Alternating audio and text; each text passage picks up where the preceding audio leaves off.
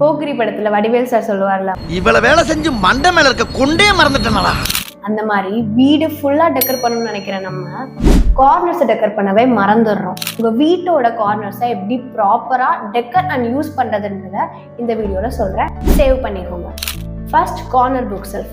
ஒரு compact study ரூம்ல இருக்கிற கார்னர்ஸை புக் செல்ஃபா கிரியேட் பண்ணுங்க.